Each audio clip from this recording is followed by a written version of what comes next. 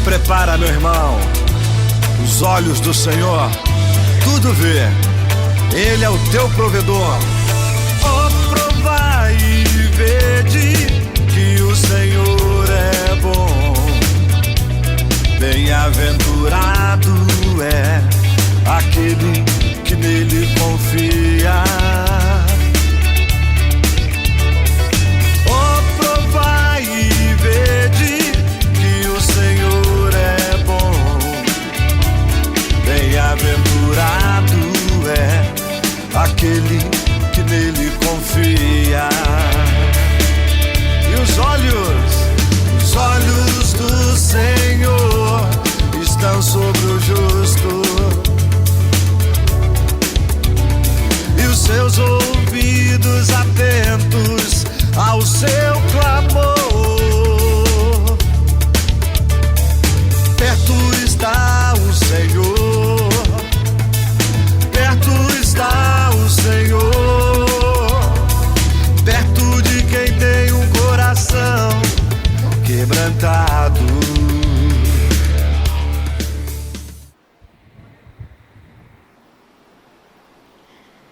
Vamos abrir as nossas Bíblias em Lucas.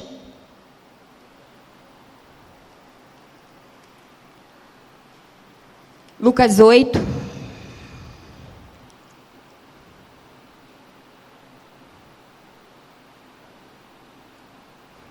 Vamos ler a partir do 40.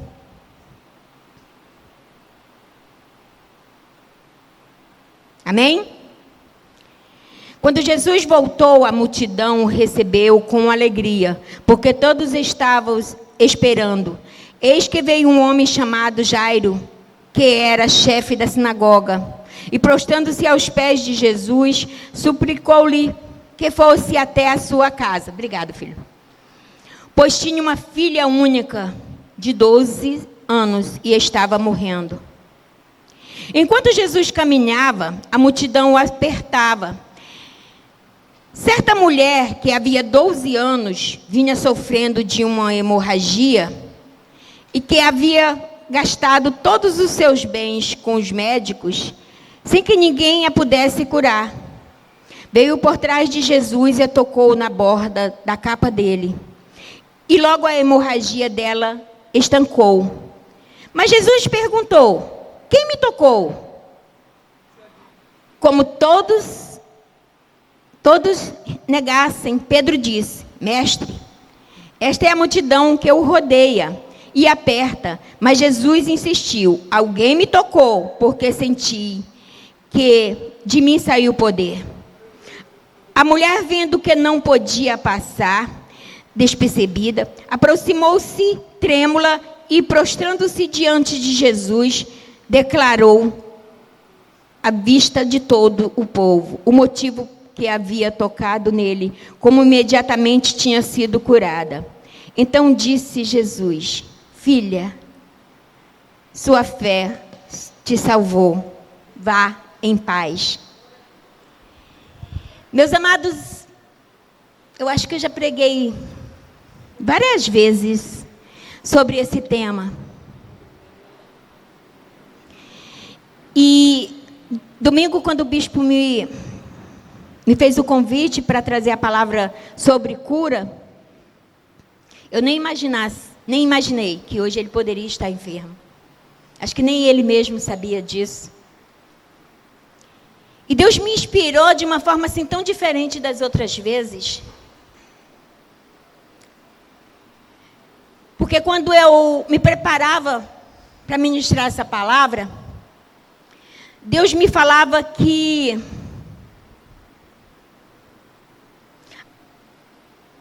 no momento que eu estivesse ministrando essa palavra, que eu liberasse a cura através do nome de Jesus sobre pessoas que há muito tempo estão com sua mente cativa.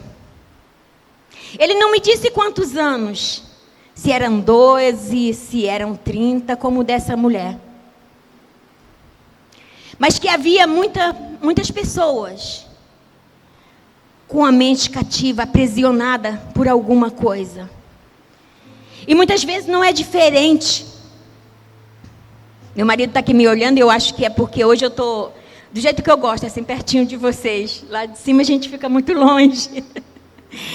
E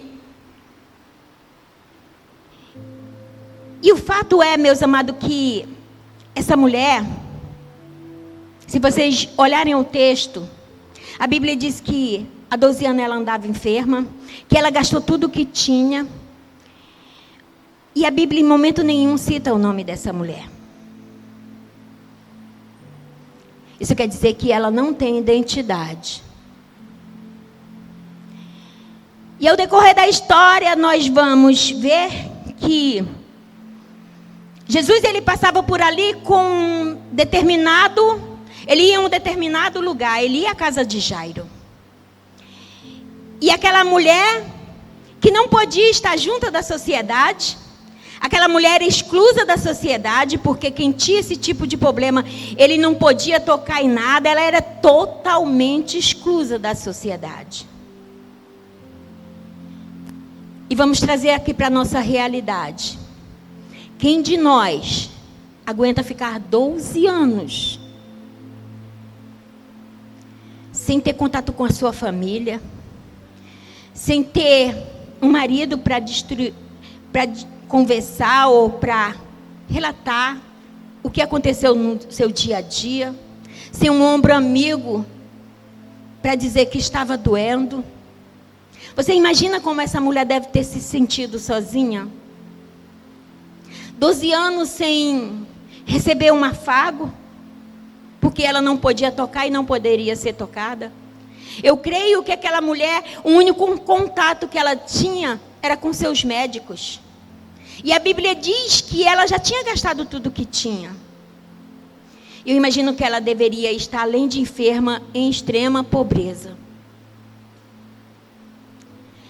E é interessante que quando nós contamos um testemunho nosso, talvez você não sinta a dor, você nem imagine o problema, você não imagine a angústia que essa mulher deve ter passado, porque não foi você, não fui eu que vivi esse caso. Mas todas as vezes que eu ministro sobre alguma coisa, eu sempre procuro viajar me incluir naquela história. E eu fiquei pensando, meu Deus, como deve ter sido ruim, porque se essa mulher tinha uma hemorragia, certamente ela não era mãe. E talvez nunca fosse. E também não poderia receber o carinho da sua mãe. Ela não poderia ter amigos, ela não poderia ter aquela amiga que você senta quando está com um probleminha e diz assim: amiga, vem aqui à minha casa, vamos tomar um chá, vamos tomar um café, vamos sentar ali no shopping, na praça de alimentação, vamos conversar, porque eu preciso me desabafar com você. Ela não tinha isso, meu amado. Então você imagina uma pessoa doente, exclusa da sociedade, e privada de todas essas coisas, do melhor da vida, aqui. E essa mulher, ela não se conteve. E ela não se importou com o que poderia acontecer com ela. Porque o pior poderia acontecer. Se aquele sacerdote soubesse que ela era uma pessoa desse nível de enfermidade, ela poderia estar em apuros. A Bíblia relata que essa mulher, ela toca na orla de Jesus. E eu já vi várias pregações dizendo assim: porque é preciso se humilhar, é preciso descer. Tá certo. Eu creio que quando nós queremos o milagre, nós vamos buscar ele na fonte. E eu te confesso que quando eu vou estudar, eu procuro muito me aprofundar em tudo.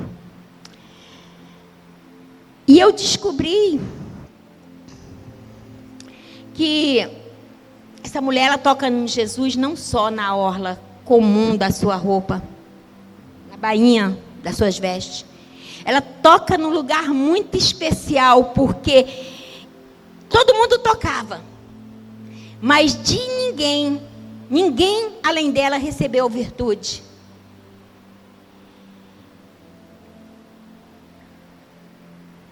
E eu comecei a pesquisar, olhando lá perguntando para minhas fontes. E a gente começou a estudar sobre as vestes de Jesus. E na cultura judaica, existe uma espécie de um manto que chama talit, que todo homem, todo menino, a partir de 12 anos, quando ele já começa a ter a sua idade adulta, que lá em Israel é a partir dos 12 anos, eles usam esse talit, que é um pano branco, e nas suas bordas ele tem uma franja. Durante o dia, quando eles vão andar pela rua, eles deixam nos ombros, assim, tipo um chale. Mas na hora da oração, eles colocam na cabeça. E não era que Jesus e muitos outros homens estavam usando esse talit? Só que lá em Números e também em Levítico, fala sobre esse talit. E ele diz que, assim, fala meus filhos de Israel, diz-lhe que nas bordas das suas vestes, faça franja pelas suas gerações. E nas franjas das bordas, ponham um cordão azul. E as franjas vos serão para que, vendo-as, vos lembrei de todos os mandamentos do Senhor. Para que vos lembrei que todos os meus mandamentos e o cumprais, e santos sejais ao vosso Deus. Eu sou o Senhor, vosso Deus, que vos tirei da terra do Egito, para que vosso Deus eu sou, e o Senhor vosso Deus. Isso fica lá em Número. E se nós formos estudar profundamente aqui, nós formos ler para o hebraico, as letras disso aqui dá outra dimensão. Da outra dimensão, que vai chegar ao número 613, porque as letras em hebraico também são números, não são igual ao nosso alfabeto. E dá justamente o número de lei que tinha na Torá, 613. Vocês acham que é só coincidência? Bem, mas isso é algo para a escola dominical, não vamos falar disso, vamos falar de cura. E essa senhora, essa mulher, que a Bíblia não relata o seu nome, não é que ela vai lá e toca justamente em um lugar especial. E esse lugar especial do talit é justamente o tustice. Bonito o nome, né? Tustice. É um cordãozinho azul que tem na borda. As outras são franjas comuns. Mas tem um cordãozinho azul, que dali, na cultura judaica, é onde está todo o poder da cura. E essa mulher toca justamente nesse local. Ela vai lá aos pés de Jesus e ela toca. Toca nesse lugar especial, onde está a cura. E por isso diz Jesus: quem me tocou? Quem me tocou? E todos falam que não. E Pedro diz: Senhor, a multidão te aperta. Ele, mas um tocou de modo diferente. Justamente por isso. Meus amados, muitas vezes nós oramos por problemas e oramos anos. E nós pedimos e nós não conseguimos. Porque nós não tocamos no lugar especial. No lugar determinado aonde está a nossa cura. E sabe por quê? Porque a palavra de Deus diz que na nossa Bíblia há segredos. há segredos, há tesouros escondidos. E o que vocês acham que são esses tesouros escondidos? São justamente esses detalhezinhos. Eu venho passando por alguns pontos determinados da minha vida e tem momento que eu fico assim, meu Deus, isso não está acontecendo, Senhor, deixa eu respirar. Porque cada uma onda maior do que a outra. E chegou um determinado ponto da minha vida que todo mundo falava assim, para de orar, não ora mais, não é, marido? Não ora mais não tem mais jeito. Deixa, você está se acabando, você deixa para lá. E Deus falava assim, cuida dos meus que eu cuido dos teus.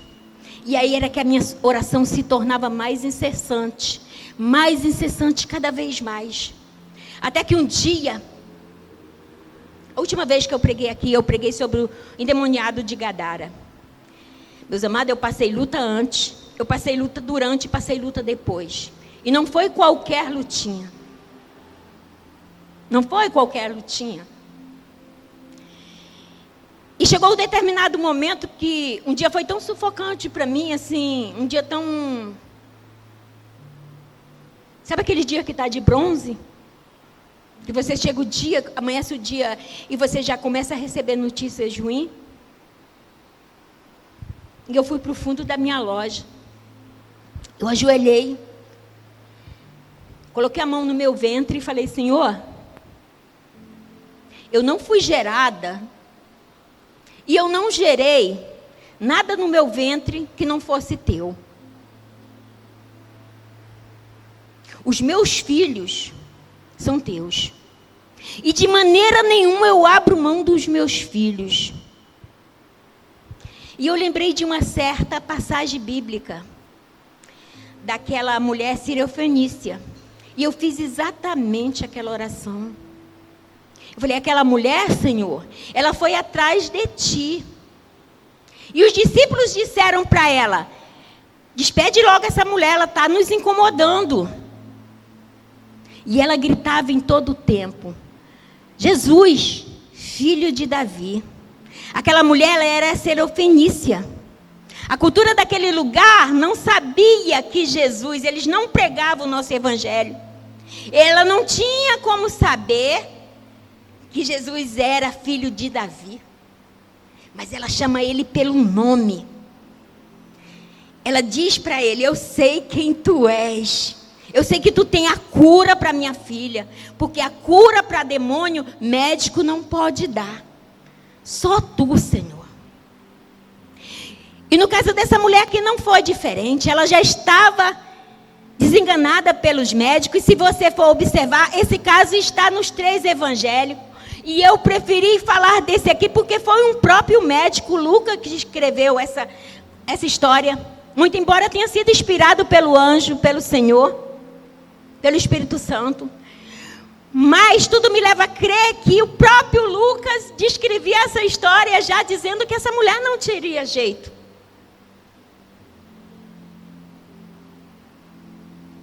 E muitas vezes na nossa vida, meus amados, nós olhamos para os nossos problemas, aquilo que nos impede de todas as maneiras de avançar, e nós pensamos assim, não tem jeito. E eu te digo, tem jeito sim. Sabe por que tem jeito? Porque essas adversidades que tentam nos parar, elas só nos fazem crescer. Porque nós aprendemos em Deus, nós aprendemos como tocar, nós aprendemos como falar com Ele, nós aprendemos a chamar Ele pelo nome e dizer para Ele, olha, Jesus, eu sei que Tu é filho de Davi. Eu sei a tua origem, eu sei que Tu é o Filho de Deus. Eu sei que Tu é aquele que veio para libertar, para salvar, para curar e para trazer toda a vida àqueles que estão cativos. Eu sei que Tu és o meu Redentor e por minha causa Tu se levantarás. Eu diria, eu sei que o meu Redentor vive. E é dessa forma que nós temos que nos comportar. As doenças, as adversidades, elas não são para nos parar. Essa mulher, ela correu o risco de morte, mas ela foi guerreira. Ela foi para cima, ela tocou, e ao tocar ela mostrou: epa, eu sei onde te tocar. Eu sei onde te tocar. Eu sei que se eu tocar ali eu vou correr o risco, mas eu vou ser curada. E não deu outra, foi diferente, foi bater e valer, foi tocar e ser curada. E o interessante é que esse fato, ela poderia ter sido curada e ter ficado no anonimato. Não poderia? Não, mas Jesus fez questão de relatar. Jesus fez questão de dizer: quem me tocou? Sabe por quê? Porque aquela mulher, até hoje, nós não sabemos o nome. Eu procurei em vários lugares para saber o nome dessa mulher e não tem o nome dessa mulher. Mas vamos ver aqui no último versículo o que diz.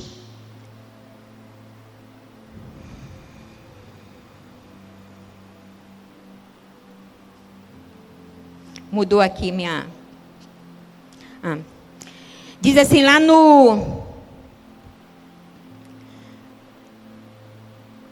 48, diz assim: então Jesus lhe... Não, vamos ler a partir do 47. A mulher, vendo que não podia passar despercebida, aproximou trêmula e, prostrando-se diante de Jesus, declarou, à vista de todo o povo, o motivo que havia tocado nele e como imediatamente tinha sido curada. Então Jesus lhe disse: filha, ela já não é mais uma mulher qualquer. Jesus dá identidade para ela e ele diz que é filha.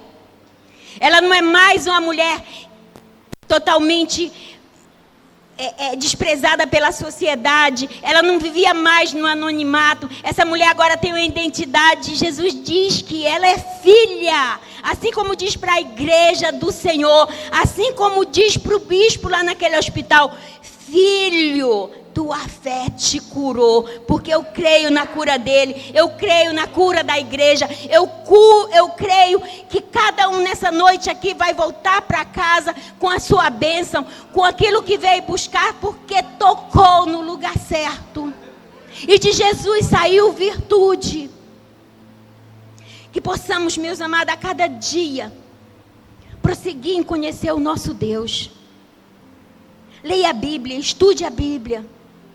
Porque a Bíblia não é só para ser lida, ela é para ser estudada.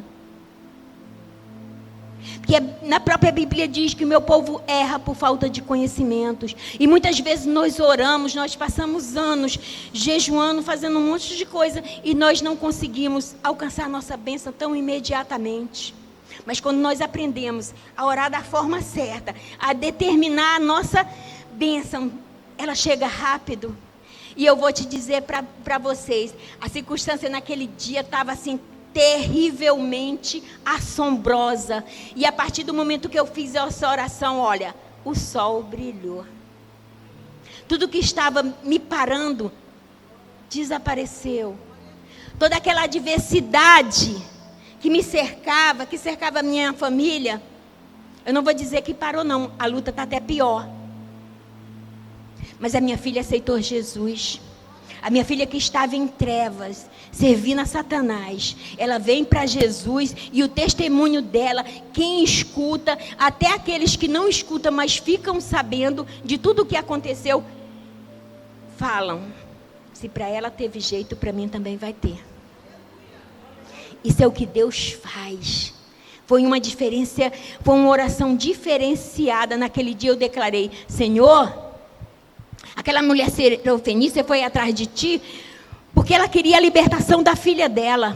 O endemoniado, ele não tem condições de buscar sua libertação. Sabe por que ele não tem? Porque ele está cego, ele está acorrentado, ele está amarrado, ele está destruído. Mas o que os pais têm que fazer? O que a Bíblia orienta? Pai, ore pelos seus filhos, ore incessantemente. A Bíblia diz que nossos filhos são herança de Deus para nós. Então é responsabilidade nossa. Então, meu amado, eu não sei qual o seu problema. Eu não sei qual é aquilo que tenta te parar. Mas aprenda a tocar Jesus de forma especial. Aprenda a tocar no talent. Aprenda a tirar de Jesus virtude. Faça o diferencial. Aquela mulher no meio da multidão, ela foi a única. Ela provou para ele: opa, eu conheço a tua lei. Eu sei bem onde está a cura. E eu posso até passar por momentos difíceis, mas eu vou tentar. E muitas vezes, nós saímos da nossa casa tão desanimados com a circunstância que nos cerca, que nós sentamos no banco da nossa igreja e nós não temos nem força para orar. Não é assim mesmo? Sabe por quê? Porque o inimigo, ele tenta de todas as formas nos oprimir, de nos calar, de nos cegar, de tirar o semblante, de tirar a felicidade. Porque o que é a formosura do nosso rosto? É o nosso sorriso. E quando ele consegue tirar essa formosura, ele se dá por satisfeito. E eu te peço, igreja, não deixa o inimigo roubar a tua formosura. Esteja sempre sorrindo, mesmo que as coisas estejam difíceis. Entrega, confia. Busca tocar o Senhor diferenciadamente. Procura entender o teu problema e busca dentro da Bíblia a solução.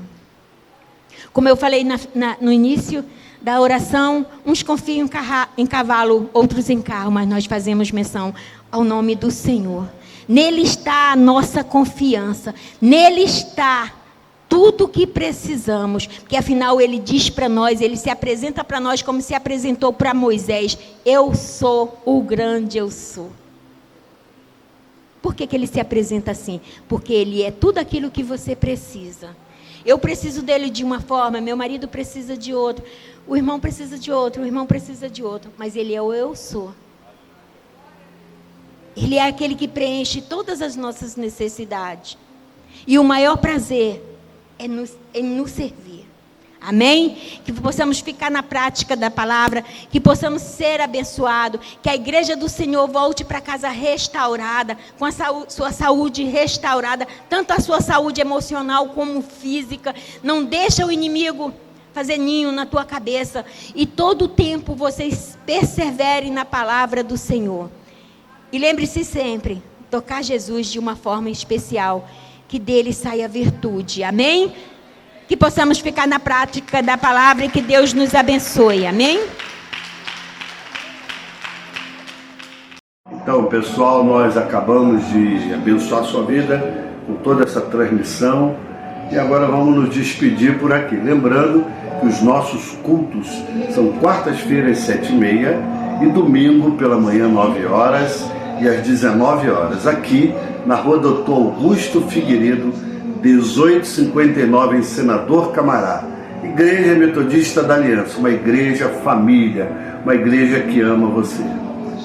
Que o grande amor de Deus, a graça de Jesus Cristo e a comunhão, a consolação do doce Espírito Santo seja sobre você. Paz.